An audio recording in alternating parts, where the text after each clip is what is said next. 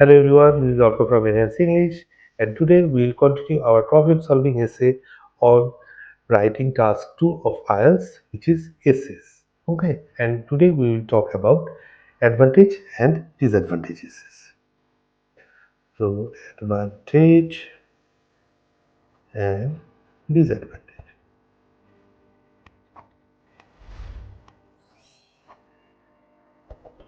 Okay, so advantage and disadvantage essays এটা basically দুই প্রকারের। একটা হচ্ছে you might have to discuss both advantage and disadvantage. দ্বিতীয় যেটা সেটা হচ্ছে আপনার outweigh essay. Okay, so both discussing both advantage and disadvantage essays, এটার ফরম্যাটটা একদম আপনার ডিসকাশন এসে মতো। ওকে, সো ডিসকাশন এসেতে কি হয়, ডিসকাশন এসেতে তারা আপনাকে দুটো টপিক বা দুটো সাইড আলোচনা করতে বলে। ওকে, এবং আপনি কনক্লুশনে ইদার সেটা সামারাইজ করে বলেন অথবা একটা ওপিনিয়ন চাইলে দিয়েও দিতে পারেন। ডিসঅ্যাডভান্টেজ অ্যাডভান্টেজ আর অ্যাডভান্টেজ অ্যান্ড ডিসঅ্যাডভান্টেজ এসেছে আপনাকে একইভাবে উভয় সেক্টরেই ডিসকাস করতে বলে। So for example, is it good for children to start using computers at an early age and spend long hours on them? So বাচ্চাদেরকে কম বয়স থেকে কম্পিউটার ব্যবহার করা কি উচিত এবং সেই কম্পিউটারের উপরে তাদেরকে অনেক সময় ব্যয় করা উচিত, এটা তারা জিজ্ঞেস করছে এবং এটার অ্যাডভান্টেজ এবং ডিসঅ্যাডভান্টেজ আপনাকে আলোচনা করতে হবে। ওকে, সো এখানে যেহেতু আপনার কোনো ওপিনিয়ন চাইনি, আপনি ডাইরেক্ট ইন্ট্রোডাকশনে বলে দেবেন, এটা প্যারাফ্রেজ করলেন, করে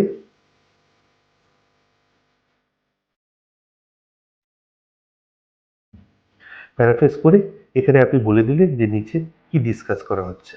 সো অ্যাডভান্টেজ অ্যান্ড ডিসঅ্যাডভান্টেজ নিচে ডিসকাস করা হচ্ছে। সো বডি প্যারা 1 আপনি অ্যাডভান্টেজগুলো নিয়ে বললেন, বডি প্যারা 2 আপনি ডিসঅ্যাডভান্টেজ নিয়ে বললেন। এখন ইডিভি, উপস সরি, এটি একটু ঠিক করে নিই।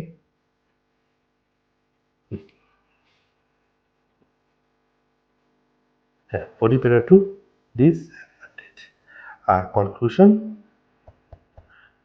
সামারি। শুধু এটুকু দিতে পারেন, অর সামারির সাথে আপনি চাইলে আপনার একটা ওপিনিয়নও দিয়ে দিতে পারেন। So same like your discussion এসে উইথ ওপিনিয়ন, মেক শিওর করবেন যখন আপনি ওপিনিয়নটা দেবেন, যে সাইডই বলেন অ্যাডভান্টেজ না ডিসঅ্যাডভান্টেজ, ওটা যাতে অ্যাটলিস্ট কিছুটা হলেও বড় হয় অন্যটার থেকে। ওকে, এই জিনিসটা নোটিস করবেন।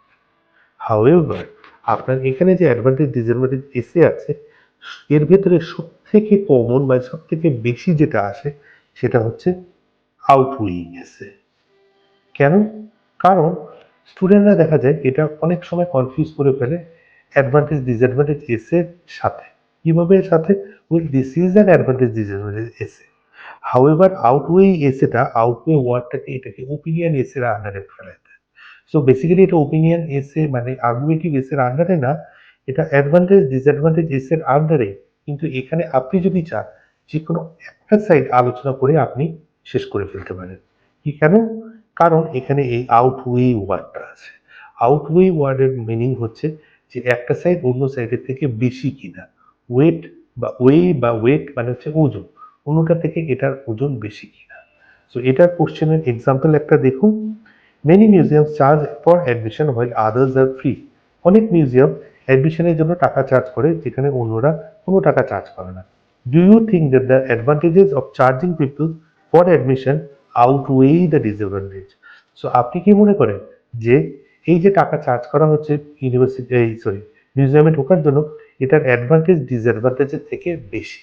সো আপনি যদি এটা বলেন ইয়েস, অ্যান্সারটা যে হ্যাঁ, yes I think the advantages of charging people for admission to museums outweigh the disadvantage, তাহলে ইয়েস বললে আপনার অ্যাডভান্টেজটা সাপোর্ট করতে হবে, যদি নো বলেন তাহলে ডিসঅ্যাডভান্টেজটা সাপোর্ট করতে হবে। এবং আপনি এইভাবে প্রশ্নের উত্তরটা দিয়ে বোঝাতে যাবেন যে আপনি কোন সাইডটা ডিসকাস করছেন। সো ইন্ট্রোতে অ্যাজ ইউজুয়াল প্যারাফ্রেজ প্লাস এখানে আপনি ওপিনিয়নটা দিয়ে দিলেন, ইয়েস অর নো, অর আপনি বোথও দিতে পারেন if you want to. Okay, এটা বলার পর তারপরে এখন depending on your opinion you can write body para 1 your side. এটা যদি একটু বড় হয় তাহলে বডি প্যারা 2 সেম সাইড। ওকে, দিয়ে আপনি কিন্তু জিনিসটা শেষ করে দিতে পারেন। কেন? At the end of the day it is an opinion. আর আপনি যদি আরেকটু ভালো চান তাহলে আরেকটা বডি প্যারা অ্যাড করে দেন, বডি প্যারা 3 আদার সাইড। এটা জাস্ট একটা টাচ দিয়ে দিলেন, জাস্ট এ টাচ, অ্যান্ড কনক্লুশনে আবার আপনি আগের মতো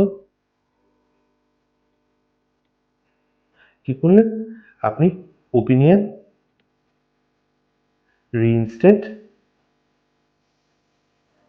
প্লাস সামারি দিয়ে আপনি এটা শেষ করে দিলেন। And there goes your advantage disadvantages which is also under outweigh. Okay, মানে অ্যাডভান্টেজ ডিসঅ্যাডভান্টেজ এসের ভেতরে আউটওয়েইং এসে, এবং এখানে মনে রাখবেন আপনার কিন্তু অ্যাডভান্টেজ ডিসঅ্যাডভান্টেজ এসের ভেতরে আউটওয়েটাই বেশি আসে। কারণ স্টুডেন্টরা যেইমাত্র অ্যাডভান্টেজ ডিসঅ্যাডভান্টেজ দেখে ওরা আউটওয়েটা ইগনোর করে তারা উভয় সাইডটাই ডিসকাস করে যে ফিনিশ অফ দ্য সেন্টেন্স, কোনো ওপিনিয়ন দিতে দেয় না বা ভুলে যায় তাড়াহুড়োতে। কারণ 2-3 ঘন্টা পরীক্ষা দেওয়ার পর the mind is very stressed out আর ভেরি টায়ার্ড। এই ছোটোখাটো জিনিসগুলো কিন্তু আপনার মিস্টেক হতে পারে।